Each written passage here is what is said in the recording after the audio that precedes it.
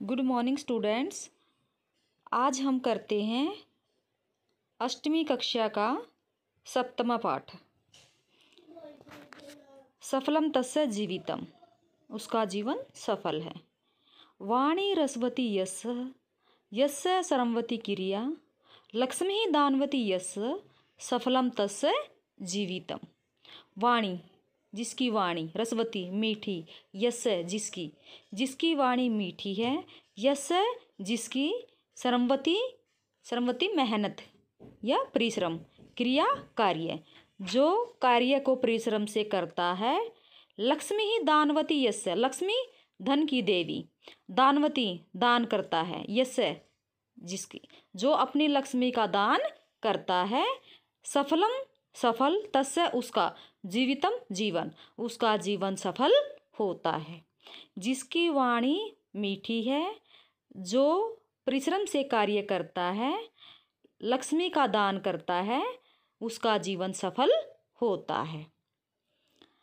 सुधा समम नास्ति शरीर पीडनम, चिंता समम नास्ति शरीर शोषणम, विद्या समम नास्ति शरीर भूषणम, क्षमा समम नास्ति शरीर रक्षणम। सुधा भूख, समम के समान, न नहीं अस्ति है, भूख के समान नहीं है, शरीर पीड़नम शरीर की पीड़ा, भूख के समान शरीर की कोई पीड़ा नहीं है। चिंता समम चिंता के समान, न अस्ति नहीं है, शरीर शोषणम शरीर का शोषण, चिंता के समान शरीर का कोई भी शोषण नहीं है। विद्या समम नास्ति विद्या के समान, शरीर भूषणम शरीर का आभूषण नहीं है। क्षमा समम नास्ति शरीर रक्षणम, क्षमा समम क्षमा के समान, माफ करने के समान शरीर का रक्षक कोई नहीं है। शरीर रक्षणम शरीर का रक्षक, शरीर का रक्षक कोई नहीं है। भूख के समान शरीर की कोई पीड़ा नहीं है, चिंता के समान शरीर का शोषण कोई नहीं कर सकता, और विद्या के समान शरीर का कोई आभूषण नहीं है, और क्षमा के समान शरीर का कोई रक्षक नहीं है। पिबन्ति नद्यः स्वयमेव न अम्बः, स्वयं न खादन्ति फलानि वृक्षाः, न अदन्ति शस्यं खलु वारिवाः, परोपकाराय सतां विभूतिः। पिबन्ति पीती है, नद्य नदियाँ, स्वयमेव स्वयं ही, न अम्ब नहीं अम्ब जल को, नदियाँ स्वयं अपने जल को नहीं पीती हैं। स्वयं न खादन्ति स्वयं अपने आप, न नहीं खादन्ति खाते हैं, फलानी फलों को, वृक्षाः पेड़, पेड़ अपने फलों को स्वयं नहीं खाते हैं। न अदन्ति खाते हैं, सस्यम फसलों को, खलु निश्चय ही, वारिवाह बादल, वारिवाह बादल, परोपकाराय परोपकार करने के लिए, सताम सज्जन, विभूतियाँ होते हैं। तो इसका अर्थ क्या है? नदियाँ स्वयं अपने जल को नहीं पीती, वृक्ष अपने फलों को स्वयं नहीं खाते, जो बादल हैं, वारिवाह जो बादल हैं, वे अपने द्वारा वर्षा करने के बाद पैदा होने वाली फसल को स्वयं नहीं खाते।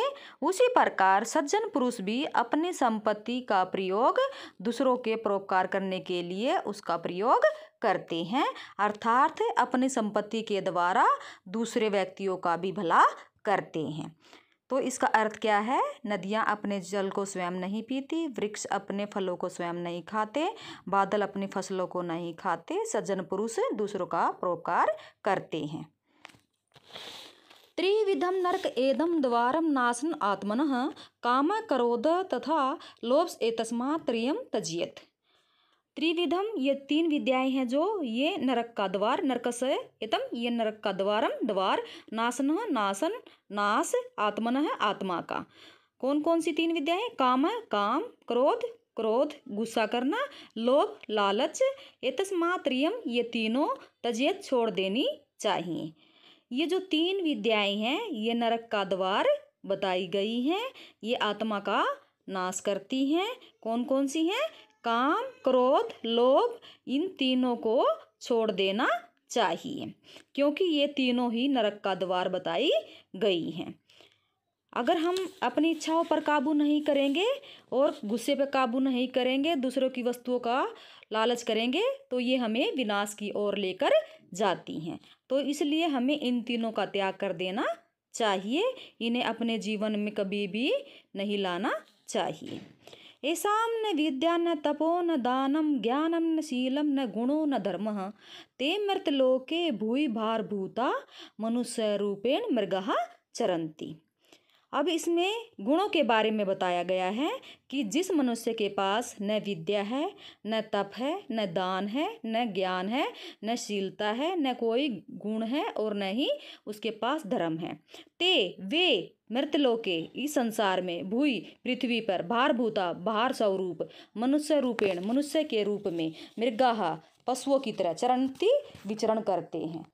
श्लोक का अर्थ है, जिस मनुष्य के पास न विद्या है, न तप है, न दान है, न ज्ञान है, न शीलता है, न कोई ही गुण है और न ही उसके पास धर्म है, वे मनुष्य इस पृथ्वी पर भार स्वरूप मनुष्य के रूप में पशुओं की तरह विचरण करते हैं।